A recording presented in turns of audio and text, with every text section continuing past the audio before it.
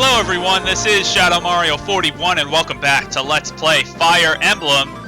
Remember in the last chapter, which was chapter 7 of Lynn's story, we stumbled upon two children characters, Nils and Ninian. Now here's the thing about Fire Emblem games.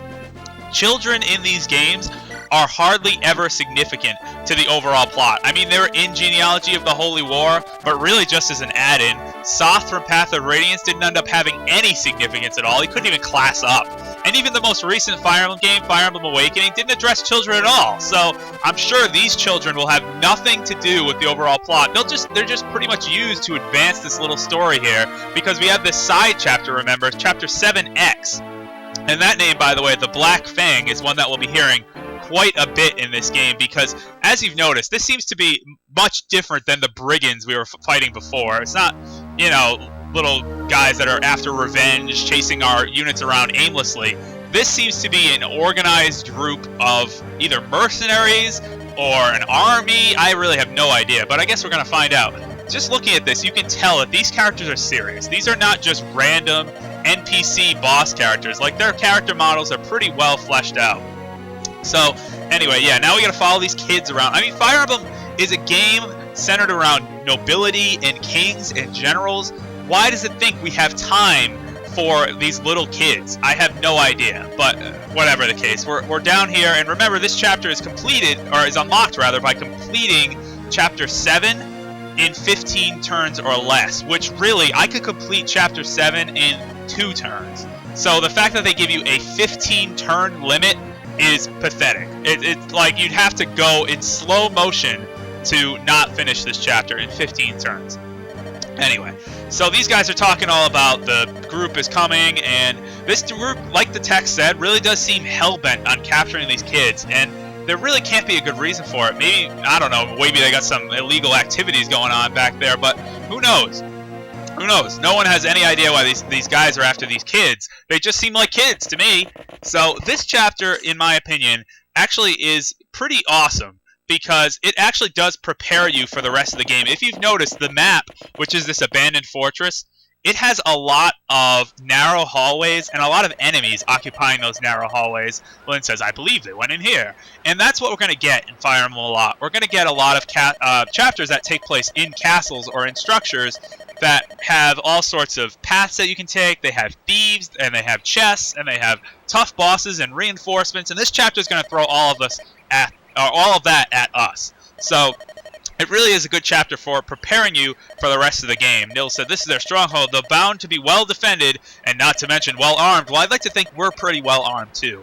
I think I can do it. Ninian says, please forget about the ring. It's okay. ... Here's a tip. Gentlemen, a tip. When a girl says, oh, don't worry about it, it's fine, it is absolutely 100% not fine.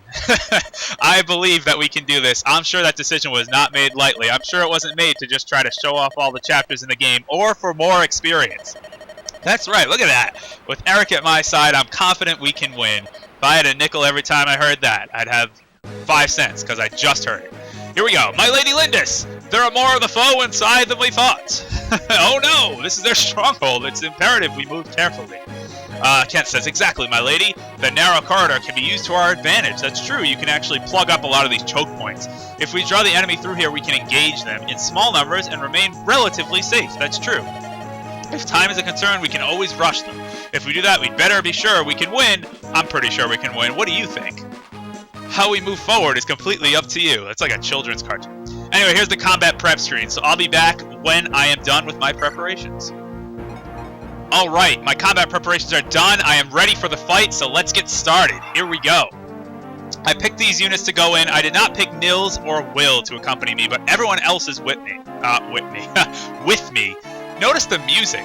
The music is much creepier than the music we've heard before. This definitely means that things are getting a little more serious now. So anyway, I'm going to pretty much break up into 2 groups. I'm going to have this group go in this direction, and the other group go straight up. Notice that there's a chest in the middle of the map there. I should give an overview of the map first. I mean, I just kind of rushed in and killed this guy because he's pathetic. A soldier. I really should have looked at his stats. He probably had barely any speed or defense. Hold on, check this out. Look at that. That's pathetic. What are you doing? Like, go be a farmer or something. Don't be in the military. So we have a thief up here who is actually going to try to beat us to this chest. And if we are fast enough, actually, what is Matthew's speed? Matthew's speed is 11.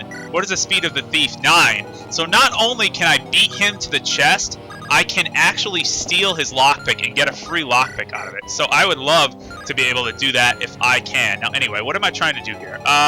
Let's be very careful about this and be mindful of how we advance. I definitely want Dorcas to go up here because I have a hand axe to the face to deal with this guy. Look at that. Has the weapon triangle advantage. That guy can't do anything. And get Dorcas some experience. I didn't use him in the last chapter, so I want to get him a little of experience. I want to get Urk to wait here to deal with the mages that come from up there. Florina should be able to handle whatever is coming from up here, which is, I think, just a cavalier. We have Lynn can go over here. I think her dodge is high enough, and she could also wait out that brigand there. I'm going to put Sane here with an iron sword, and I'm going to put Kent here, and I'm going to have him attack that wall to try to break down that wall as fast as possible. And Matthew's going to go behind him. Wrath is going to move up right here. So see, I'm going to try to beat that thief to the chest and also try to steal his lockpick. I'm going to see if I can do all that. These stairs, by the way, you'll see these stairs in all sorts of castle chapters that take place indoors. And you'll also see fortresses on maps that take place outside. Those are places that reinforcements will spawn. So reinforcements will come from there. I believe they come on either after this first turn or after the next turn. I'm not positive, but they will show up. So we got to be careful for reinforcements. Even though, if you notice, Kent was all like, oh, there's more enemies than we anticipated. We might be in trouble. There's like 11 enemies. It's really not even that big of a deal. We're going to be facing much greater odds stacked against us in later chapters. But anyway, it is tough for this point in the game, though. I do think this is the hardest chapter in Lynn's story. Not to say it is hard, because I think it's pretty easy, but it is, I would say, the hardest. So probably even harder than the last chapter in Lynn's story, which is chapter 10. But anyway, we're getting ahead of myself. We have this we got away unscathed that turn. Like, that was awesome. So what I'm going to do is, let's see, what am I going to do? I'm going to have, because I want Florina to get a kill there. So I think I'm going to have Urk go up here and pester this guy a little bit with a little bit of fireball in the face. There we go. I like it. Get some experience. Urk needs to level up more. He needs more of a level up. I think Urk can still be good. I'm still going to try to salvage Urk. I'm also going to... can't get a kill there. Slim Lance can double attack. Oh, it can, but it still can't get the kill. Still not quite enough. All right, so Dorcas is going to have to do the trick here with the hand axe. I'm going to have him attack with the hand axe. You might be like, why? So I can counter the mage if the mage tries to attack me with fire. So that's why. Little Fire Emblem tactics there for you. Alright, so we have all those mercenaries up there. Florina should be able to make really short work of them. Because lances, of course, destroy swords. Same thing with Sane. I think I'm... see, now I still don't know. I am still torn between sticking with Sane or sticking with Kent. Still torn, because it's ridiculous. Alright, let's get rid of that wall. Alright, now that thief. That thief is on his way, so I have to make sure I am prepared for him. In the sense that I can steal his lockpick, because Matthew already has 4 items. So I want to make sure I trade one of them and have Lucius hold... I'll have Lucius hold the Armor Slayer, because I won't be using that in this chapter at all. So now Matthew can not only pick the chest, but also steal the thief's stuff, which is awesome. That's exactly what I wanted to do. I'm going to leave that mage alone for now. I really don't think he's all that threatening by himself. I'm going to send you there. I'm going to send Sane up this way just to provide some additional support. Wrath can go with Lynn. And Sarah really doesn't have anything to do right now. I'm just going to send Sarah over here. So we should be in great position for this. These guys are moving up. I figured that would happen. Yeah, not going to hit with a 48 hit percentage. I don't think so, Black Fang. So yeah, notice how these are not bandits anymore. This is the Black Fang. So it seems like we're getting into more of an organized group of adversaries here. And this isn't even Lundgren's forces either. How? This can't be. They should be dead, says this guy. This noble character. I don't even know what he looks like, but he looks kind of... He reminds me of like someone from Skyrim or Game of Thrones with that attire. I don't know. Anyway, so we're going to get some reinforcements, is the whole point of that. So what I'm going to do here is first I'm going to steal your lockpick to give me a free lockpick. That's what I like. That's how you can abuse that steal command to get a lot of free stuff. Now this thief can't do anything. He can attack me, but he's not going to be able to do any damage. And what I'm going to do is I'm pretty much just going to use Lucius to take out this soldier, so this soldier is no threat anymore either. So all Matthew has to do is fend off one singular thief, which I think he can handle. And if not, we do have Kent and Sane for backup, which is great. There we go. See, this is the thing, though. I wanted to bring up this point in Fire Emblem. Oh, first a level up. First a level up. That's what I like to see. Lucius getting it done with a good level up. Finally. Holy crap. I never thought I'd see the day. My goodness. Alright. Actually, I can weaken the thief a little bit with Kent. I might as well give him a javelin throw to bring him down to 4 health. I think he's going to try to attack Matthew, I'm pretty sure. So, whatever. And then I'm just going to have him wait there, and I'm going to have Sarah move up right here. Let's see, what else do we have to do? Oh, we have more of this soldier appeared here, so we have to take care of that. I do want to take care of that brigand, though.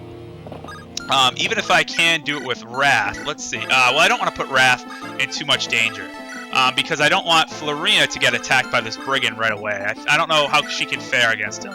Not so well. Okay, let's try to do this.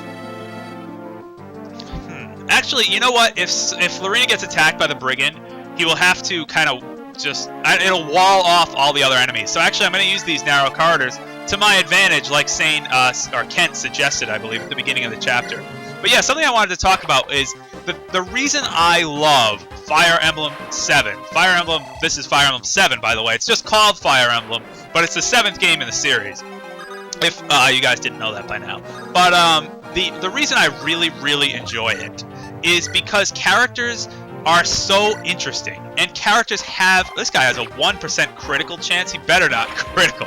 He hit me, but that's okay. As long as he doesn't trigger a 1% critical. I've had that happen, and I uploaded it. It happened in Fire Emblem Sacred Stones. Look it up.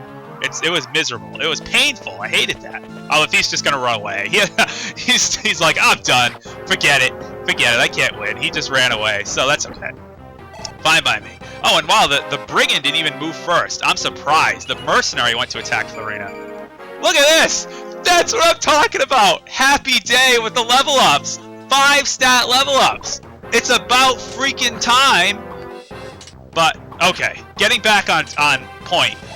The reason I love this game is because the characters actually act with motivation, and they actually have reasons for doing things. And that's what's really interesting. In some Fire Emblem games, and in some RPGs in general, don't you just notice that sometimes characters are just obligatorily evil or good, or they're just randomly like, I'm gonna kill this guy because... And it's like, because why? Like, really though, because why? And he's like, because he made me upset. And it's like, well, that's not like a reason to go kill someone, you know? Like, characters in this game have legitimate reasons for acting the way they do. And that's why I really, really like this game a lot. And you'll notice that, especially in the future chapters. Alright, good level ups. Okay, I can take that. I can take that. But this is such an awesome change of pace. I wasn't even ready for this. Good level ups? Who would have thought? Who'd have thunk it, right? Alright, let's see what Florina can do here. Actually, I want to make sure that... I want to make sure this mercenary can't get to Urk. What's the mercenary speed? The speed is 9. Urk's speed is 7. Oh, actually, that won't even be that bad. You know what? Screw that. Let's just do this. Alright, Florina should be able to take this guy one-on-one. And I think the mercenary will try to move and attack Urk next turn, but Urk can defend against that. I really don't think the one mercenary would be a threat to kill off Urk. There we go. Let's get rid of this guy. So yeah, characters in this game are just so interesting to me. And so much more fleshed out than in other Fire Emblem games. Something I haven't even talked about yet in this game is the element of what's called support conversations. And now you guys might, some of you actually asked if I am going to be showing off the support conversations, and the answer is no. It would be such a pain to grind all of the support conversations and do stuff like that. Now people might even ask you, what are support conversations? I guess I didn't really explain them. I don't think the boss is going to move. I think the boss is just going to sit there. So I'm just going to have Lucius tank these magic enemies because he'll be able to do that really easily. Does Sarah have anyone to heal? No. Like, no one took any damage. Oh, Wrath did. Like, no one got hit in Florina. Wrath and Florina. We're going to move Sarah. Heck, I can move Sarah up here. And Sarah's resistance would be high enough to tank those magic guys as well. But you know what? I'm just going to stick Sarah right here and have her wait it out. You guys can wait it out as well. You equip your sword. And you can equip a lance. Why not? Why not? There we go. Just wait it out. Because, yeah, see, I told you, that mercenary... Oh, my goodness. If that mercenary got a critical, again, that 1% critical, I would have been so upset. So upset. But yeah, support conversations are if two characters are well known to like each other. For example, Kent and Sane would have a support conversation. Oh, a critical! Yes, that's what I like to see. Lucius, getting it done. I'm using Lucius throughout the whole game. I don't care. I don't care. I always like to use Lucius anyway. I like his character a lot. And here's a shaman, by the way. Shaman does not have a good odd against Lucius. Shamans are powerful but slow, and against monks they just crumble. They crumble. Lucius is the star of this chapter. I'm just saying that right now. Lucius is the man. Anyway, and that just leaves us with one boss character left. Let's take a look at this boss. It's Beyard. Beyard or Beyard? I don't even know. But anyway, he has a steel sword, which is actually pretty threatening, and he's a mercenary. That's the thing. This chapter actually throws like a kind of a real boss at you. It's not just like a brigand that you can just use a sword and destroy, you know? He's not going to move from his little spot. So anyway, support conversations will increase the stats of characters if they stand close to each other after they have this conversation. It'll increase like their dodge rate and other things, but I forget what specifically. But you get them by pretty much having units just stand next to each other for a while and talking. And, oh my goodness, Lucius could destroy the boss in like one hit. What is that? What is that? Alright, I want to try to space out the experience a little more than that. I don't want Lucius to just swoop in and like kill everything. I want to try to give some to Matthew, and I'd like to give some to Lynn as well. Lynn is level 8. Let's see, what are my other characters? Level 5. I'll give some to Florina too. No, neither Kent or Sane are panning out the way I want them to, which is so frustrating. So frustrating, but hey, it's gonna actually force me to use some characters that I wouldn't normally use, which is gonna be really interesting to me. Something I've never really done before. Like, I'm going to have to use other Cavaliers or other units that normally, because Kent and Sane are so good, there's no reason to dip into using other Cavalier units. Anyway, just stand there. Go to the next turn. I don't think any more reinforcements are going to appear. Nope, it's just beat the boss, so I can do that. I'm going to have Matthew try to attack first to get some experience. Ugh, I don't like that 2% critical. That 2% critical could come back to backfire. I would be monumentally upset. Actually, you know what I kind of want to do? I kind of want to give Matthew the boss kill. So let's do that. Why don't we do that? First, I want Sarah to heal Florina, so Florina can get a strike in. Why don't we do that? Okay, because Matthew hasn't seen a lot of action, and I like using Matthew as my thief. I want to use Matthew all throughout, I think. So let's have Florina go in and try to get a hit with with an Iron Lance. That'll do well. 10 damage, I'll take it. And Beyard. I mustn't fail. I cannot fail. The consequences are too... ... as he gets impaled with a lance. Oh, enough monologuing. I guess I should start fighting. And he can't even do anything. Okay. Alright, now let's see what I can do from there. Can I have... Either Kent or Sane can probably get a hit in. I'd like to get Urk a hit in, but he's too far away. Let's see what Kent can do. Kent can do 7 damage with his sword. He can do 10 damage with the lance. And was it Matthew that could do 4? Yes, perfect. Perfect. That's exactly what I want. Alright, Kent, go in with your Iron Lance. Do 10 damage to Beyard. Ouch. Oh, gets hit with the sword, though. I thought we might get away with, like, not even getting hit by the boss. But, yeah, this is like a legitimate boss. You gotta give the game some credit. I mean, some of the bosses are laughably bad, like Bug and Glass. But, like, this guy seems legitimate. Seems legit. Because he does. Anyway, let's attack and finish him off with Matthew. Oh, no! Oh, no! No! Hit, please! Okay, woohoo! Oh, man. Oh, boy. That was a close call. I was like, no, we can't lose all the good level ups. No! Okay, but Bayard's dead. It's fine. It's fine. It all worked out for the best. Good experience for Matthew. Let's see if we can cap things off on another good level up. Not bad. Would have liked strength, but not bad. That's what you get for a thief. A lot of speed, a lot of luck. So anyway, we finished that chapter, and Bayard's like, no, I cannot. Cannot what? Give us the ring and swear us this oath. You must promise to leave these two alone. If I have your vow, I'll spare your life. Failure means death. What? Poison? He took his own life. So yes, this guy, Beyard, fearing the consequences would be too drastic, actually kills himself. That's crazy. And Kent says, yes, this man was trained by a well-organized group. The punishment for failure is death. What do they want with Nils and Ninian? That's what I'm asking myself. They're just two little kids with red eyes and light blue hair. The light blue hair isn't weird in terms of Fire Emblem, but the red eyes kind of are. As long as you're with us, you'll be safe. Oh yes, you will. But you witnessed our victory, right? With Eric's planning, yeah, damn straight my planning, and my sword, you've got no worries. If we all work together, there's nothing we can't overcome. Lynn should be a motivational speaker because this is fantastic. I will not let you be taken. Really? Yes, on my honor, right, Eric? On my honor too, my lady Lyndis. Oh yes, this is yours. You called it Ninny's Grace, did you not? Ninny's Grace. That louch had it. My lady Lyndis, thank you so much. I have no other words save thank you. See, we did the right thing in the end. I was yelling at these characters for getting involved with kids and going off on escapades when we have a sick grandfather, but you know, we forgot about that, didn't we? But yeah, it was all worth it in the end, I guess. Next time on Let's Play Fire Emblem, we're going to go into Chapter 8. This is Shadow Mario 41. See you guys then. Ciao.